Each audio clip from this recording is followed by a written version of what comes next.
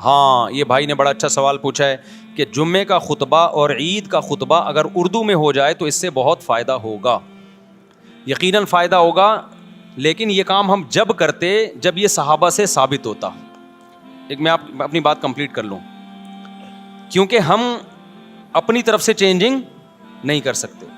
صحابہ کرام جب دنیا میں گئے ہیں نا تو اجمیوں کا بہت کثرت سے اسلام میں داخلہ شروع ہوا، تو بہت سے اجمی فارسی بولنے والے، دوسری زبانیں بولنے والے صحابہ کے شاگرد بنے، لیکن انہوں نے اپنے اپنے علاقوں میں عام واعظ و نصیحت تو اپنی زبانوں میں کی، لیکن عید کا اور جمعے کا خطبہ ان سب نے اجمی ہونے کے باوجود عربی میں دیا ہے.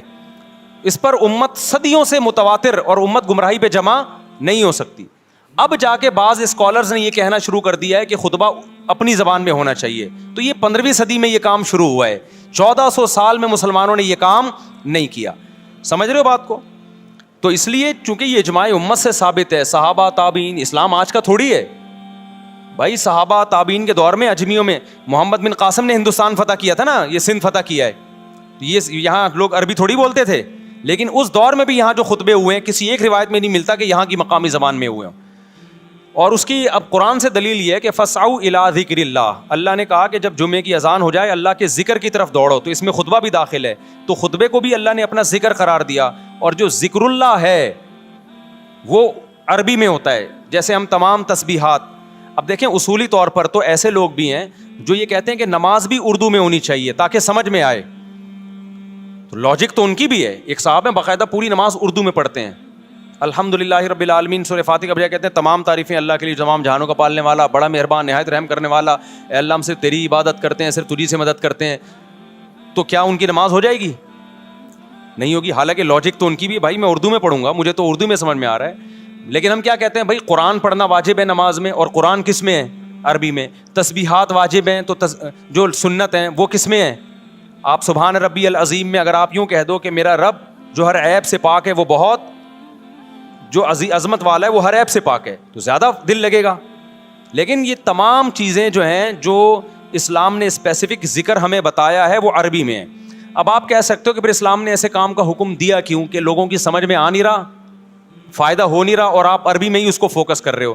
اصل میں اسلام نے ایک اور حکمت دیکھی ہے کہ عربی زبان پروموٹ ہو، کیونکہ اسلام کی سرکاری زبان کیا ہے؟ عربی ہے. آج بھی آپ دیکھیں کسی بھی کنٹری میں سرکاری ڈاکومنٹس اس کی مقامی زبان میں ہوتے ہیں، حالانکہ وہ پبلک کو سمجھ میں نہیں آ رہے ہوتے بہت دفعہ، لیکن وہ کنٹری چاہتا ہے کہ بھائی ہماری زبان کو بھی تو ہو نا. جرمنی میں آپ جاؤ گے، آپ کو جرمن نہیں آتی، لیکن وہ چاہیں گے کہ آپ جرمنی زبان سیکھو تاکہ ان کی زبان ترقی کرے. تو اسلام نے یہ جو ذکر رکھا ہے، ذکر یہ عربی میں ہی رکھا ہے تاکہ عربی زبان کی بھی حفاظت ہو.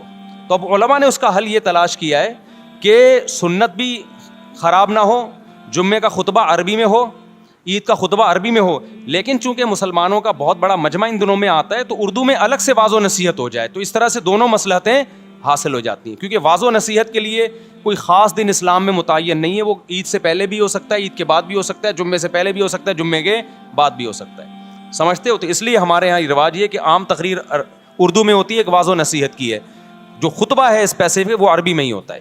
یہ مزہ ہے اس کی. کیا بول رہا بھائی؟